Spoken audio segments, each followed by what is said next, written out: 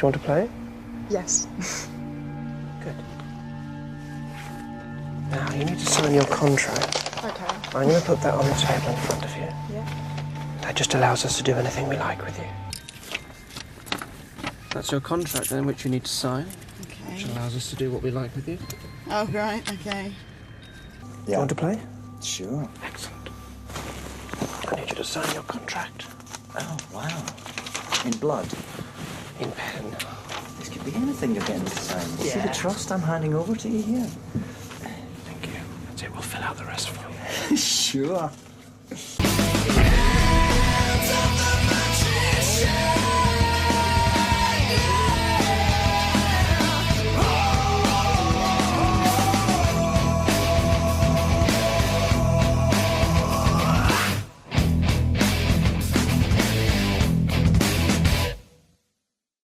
Alright, so I've been a bit under the weather with a bit of a sore throat and sinus infection.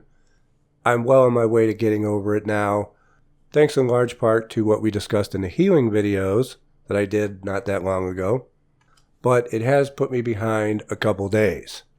And so I'm catching up as I can.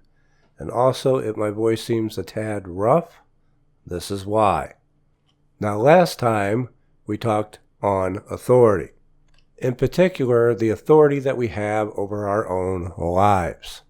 We also discussed how authority corresponds with the planet Saturn and how the magic circle is symbolic of this authority. Now we need to talk how we give that authority away. Why would we ever want to do such a thing? And yet we do it all the time, mainly in the form of contracts, which are also ruled by Saturn. Contracts are binding, and Saturn rules binding. And if you don't adhere to that binding of your contracts, you are likely to end up in court, which is also ruled by Saturn. That's why judges wear black. Are you beginning to see a pattern here? Now, there's nothing wrong with contracts per se. They can be mutually beneficial. However, in today's world, there are things that they put into contracts called the fine print. And in this fine print are all the things that they don't want you to read.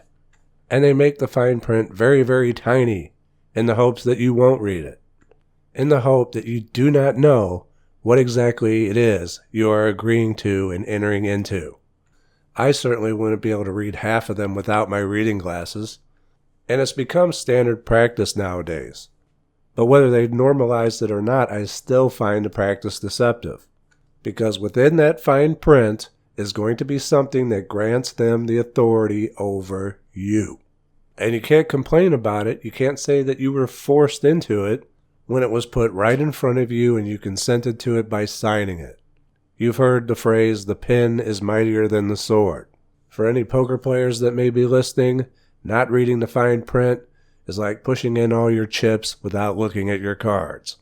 Now, I know a lot of people don't want to take the time to read the fine print, don't want to have to go through all the legalese, but I strongly recommend that you always know what you're agreeing to in your contracts. First of all, you have to sign your contract.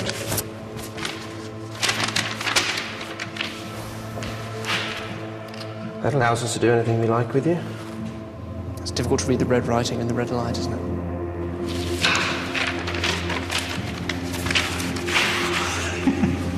You're going to sign this.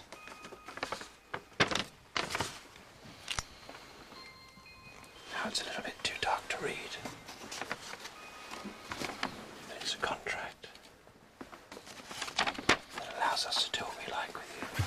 I'm going to ask you to sign your contract. If you don't mind, there you go. It just allows us to do anything we like with you. It's difficult to read the red writing in the red light, isn't it? Lovely. Thank you very much. Always take your contracts seriously, especially when it comes to entering into agreements or pacts with spirits, and also any magical oaths that you may take. Now, I cover all of this in the Laws of Magic series. But what you may not know is that the Laws of Magic series was developed out of my having broke an agreement with spirits. It's not that I meant to, It's just that some time had passed and I was forgetful and I forgot to. But that doesn't matter to them. And I paid a heavy price. I paid dearly for it. And really, things haven't been the same since. Now, I'm not going to go into the full story here. I'll save that for the course, which was designed to teach you from my mistakes so you won't make the same ones. But the point is, not only do you need to know what you're agreeing to in your contracts and take them seriously, but you need to keep your agreements. That should go without saying, especially when it comes to making agreements with spirits and or taking on magical oaths.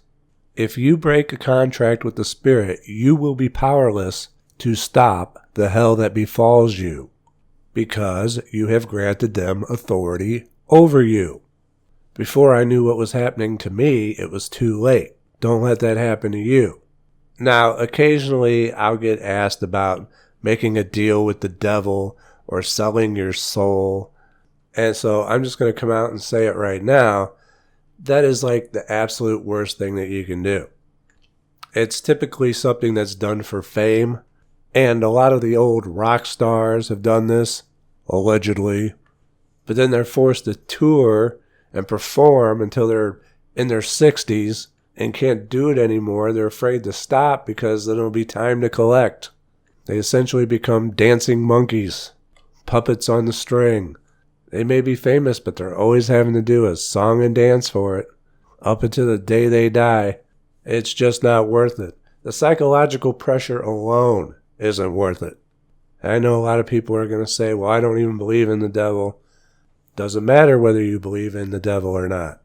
Too many other people do for that thought form not to exist. See, a lot of people get duped into making some Faustian Pact because they think there's no other alternative. A lot having to do with the media's portrayal of the occult, but they simply just don't know any better. They don't know that you could achieve all of that and more without having to sell your soul. So, selling your soul, Faustian Pacts, deals with the devil, bad ideas in general. And if you do enter into one, I cannot help you because you have given up your authority and I, as a third party, cannot intervene. Now, usually the only way to get out of a Faustian Pact is to get others into one, to get other people to sign their souls over in exchange for yours to be released. But how are you going to do that without tricking people into it? Do you want to play? Yes, please. You do? Excellent. Pleased to hear it. So first of all, I need to get you to sign this, which is your contract. That just allows us to do anything we like with you. You can. Oh. That just allows us to do anything we like with you. It's difficult to read the red writing in the red lines, isn't it? One of them says trick, and one of them says treat. It allows us to do anything we like with you. It just allows us to do anything we like with you. It's difficult to read the red writing in the red lines, isn't it? Lovely. Thank you very much. I need you to sign your contract. Oh, wow. In blood. Which kind of allows us to do anything we like with you. Okay. It's difficult to read the red writing in the red lines, isn't it? This could be anything again this time. Yeah. See the trust I'm handing over to you here? Thank you. So we'll fill out the rest of it. Sure.